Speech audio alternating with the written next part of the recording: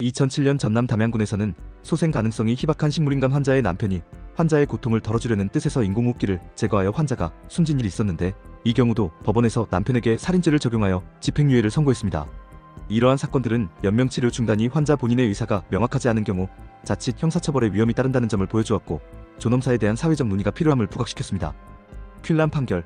1976 미국 캐런 퀼란 사건은 존엄사 역사에서 매우 유명한 미국의 사례입니다.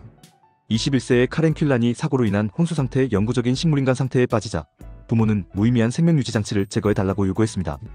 당시 병원은 이를 거부했고, 소송 끝에 뉴저지주 대법원은 가족의 손을 들어주어 인공호흡기 제거를 허용했습니다. 이 판결은 미국 최초로 무의미한 연명치료를 중단할 권리를 인정한 사례로 기록되며, 이후 환자의 연명치료 거부권을 둘러싼 법적 사회적 논의를 촉발했습니다.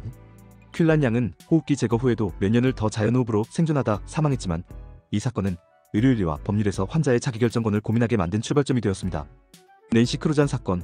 1990 미국 미주리주에 살던 낸시 크루잔은 교통사고로 식물인간 상태가 되었고, 가족이 영양공급 중단을 요청했으나 병원이 거부하여 소송으로 발전했습니다. 미국 연방대법원까지 간 이 사건에서 대법원은 환자 자신이 생전에 명확히 원했던 경우에 한해 인공영양 같은 연명치료를 중단할 수 있다고 판결했습니다. 이는 연방법 차원에서 환자의 치료 중단 요청권을 인정한 첫 판례로 평가됩니다.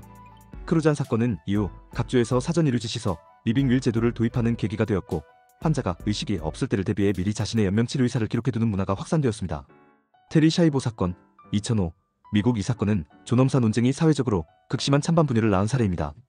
플로리다주의 테리 샤이보는 심정지로 인한 뇌손상으로 식물인간이 되었고, 남편은 아내가 고통 없이 자연스럽게 죽도록 위장관 영양 튜브 제거를 법원에 요청했습니다. 그러나 친정 부모는 강력히 반대하여 법정 공방과 정치적 논쟁으로 비화했습니다. 결국 여러 번의 소송과 의회 개입, 주지사 개입 등 혼란 끝에 법원이 영양공급 중단을 허용하여 샤이보는 사망했습니다. 이 사건은 미국 사회에서 생명윤리, 정치, 종교가 뒤얽혀 존엄사 문제가 얼마나 복잡해질 수 있는지 보여주었고, 가족 내 의견 충돌이 있을 경우 발생하는 어려움을 극적으로 드러냈습니다. 잭 케부키언. 드라이브. 잭 커부키언. 1990년대 미국 닥터 데스, 드라이브 데스라는 별명으로 알려진 병리학자 잭 케부키언은 1990년대 초 미국에서 안락사 논쟁을 불러일으킨 인물입니다. 그는 치명적 질병으로 고통받는 환자들을 위해 안락사 기계를 만들어 수많은 환자들의 자발적 죽음을 도왔습니다. 130여 명에 달하는 환자들이 그의 도움으로 생을 마감한 것으로 알려졌으며, 당시 사회에 큰 논란을 낳았습니다.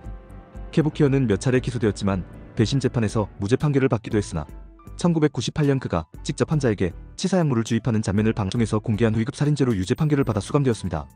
영상이 도움되셨다면 구독과 좋아요,